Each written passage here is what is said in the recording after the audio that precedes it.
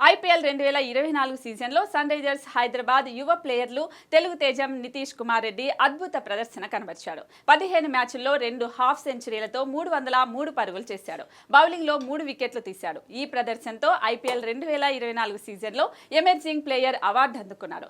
తెలుగు టీంలో తెలుగోడు సత్తా చాటడం 2 తెలుగు రాష్ట్రాల అభిమానులను సంతోషంలో ముంచెత్తింది. అయితే వచ్చే ఏడాది మెగా వేలం జరగనున్న నేపథ్యంలో సన్ రైజర్స్ హైదరాబాద్ నితీష్ కుమార్ రెడ్డిని రిటైన్ చేసుకుంటుందా లేదా అనే చర్చ జోరుగా సాగుతోంది.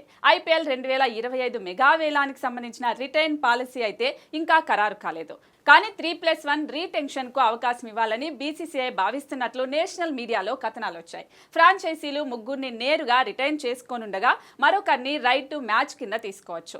ఈ రూల్ ప్రకారం వేలంలో ఏదైనా జట్టు తమ ఆటగాడిని కొనుగోలు చేస్తే ఆర్టీఎం కింద ఆ ధరను చెల్లించి రిటైన్ చేసుకోవచ్చు. రిటైన్ పాలసీ ప్రకారం ఒక జట్టు గరిష్టంగా 4 మాత్రమే అంటిపెట్టుకోవాల్సి ఉంటుంది. ఇందులో 3 భారత క్రికెటర్లు, 1 విదేశీ క్రికెటర్ లేదా 2 భారత క్రికెటర్లు, 2 విదేశీ క్రికెటర్లు మాత్రమే ఉండాలి. నితీష్ రెడ్డిని రిటైన్ చేసుకున్నా అతని కోసం కనీసం 6 కోట్ల రూపాయల ధర దక్కనుంది. ఒక వేలంలోకి వదిలేసిన ఈ తెలుగు కుర్రాడి కోసం ఫ్రాంచైజీలు ఎగబడనున్నాయి. ముఖ్యంగా RCB, Mumbai Indians, KKR, CSK, Gujarat Titans ఈ తెలుగు కుర్రాడి కోసం వేలంలో పోటీ పడనున్నాయి. బ్యాటింగ్ చేయడంతో పాటు బౌలింగ్ చేసే సామర్థ్యం ఉండటం నితీష్ కుమార్ రెడ్డికి కలిసొచ్చే అంశం.